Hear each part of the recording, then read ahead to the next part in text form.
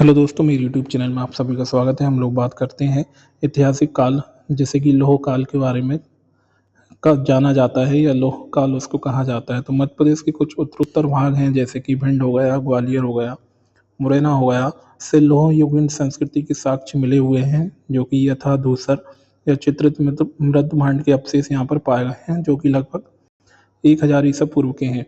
तो यहीं से मध्य प्रदेश में पता चलता है कि लौह जो काल है उसका ऐतिहासिक काल क्या है और कहाँ कहाँ से, कौन से क्षेत्रों से लौहकालीन जो सभ्यता है उसकी जानकारी प्राप्त होती है। अब हम बात करें महापाषाण कालीन संस्कृति क्या है और उसके बारे में कहाँ से हमें जो तथ्य हैं वो मिलते हैं और किस किस क्षेत्र में उसका विकास हुआ है। तो हमें यदि देखें तो महापाषाण संस्कृति के अंतर्गत कब्रों पर बड़े बड़े पत्थर रखे जाते थे, उसी को हम लोग महापाषाण कालीन संस्कृति कहा करते थे। दक्षिण भारत के प्रसिद्ध महापाषाण ये स्मारक मेगालिथ के कुछ साक्ष्य मध्य प्रदेश में मिले हैं, जो कि मध्य प्रदेश का पहले दुर्ग था, जो अब छत्तीसगढ़ में चला गया है, दुर्ग, रायपुर। और मध्य प्रदेश के जो क्षेत्र हैं वो सिवनी और रीवा क्षेत्र में भी मिलते हैं। तो यहाँ से हमें पता चलता है कि महापाषाण कालीन संस्कृति क्या थी और इसका विकास कैसे हुआ। अब हम देखते हैं वैदिक सभ्यता। वैदिक सभ्यता क्या है? मध्य प्रदेश से संबंधित किसी भी ऐतिहासिक तथ्य का समावेश ऋग्वेद में नहीं मिलता है। उत्तर वैदिक काल में कुछ अनार्य अनार्य विशेषकर निषाद जाति के लोगों ने ऐत्रेय ब्राह्मण में उल्लेख है, जो कि मध्य प्रदेश के घने जंगलों में निवास करते थे। ऐत्रेय ब्राह्मण में निषाद जाति के लोगों का उल्लेख है, जो कि मध्य प्रदेश के घने जंगलों में निवास करते थे।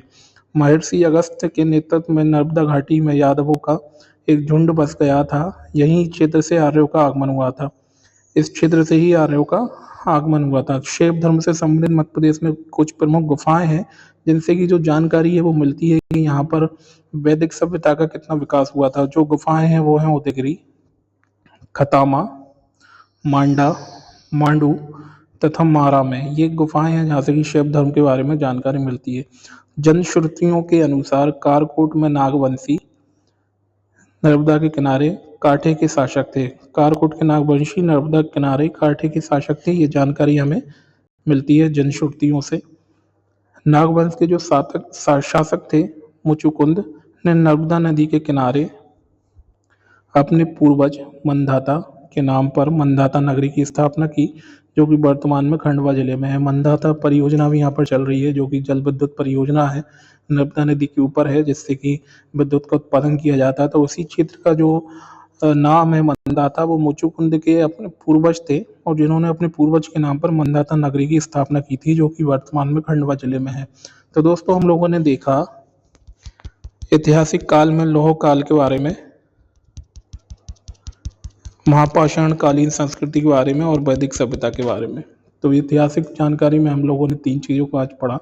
और भी इसी तरीके की वीडियो देखने के लिए चैनल को सब्सक्राइब करें और वीडियो को लाइक करें और देखते रहें MPPSC एंड MPEB क्लासेस। और हमें टेलीग्राम पर फॉलो करें, व्हाट्सएप पर फॉलो करें और नोट्स को जो हमारे पास हैं बनाए गए हैं नोट्स, उनको आप प्राप्त करें। डिस्क्रिप्शन में लिंक दी गई है।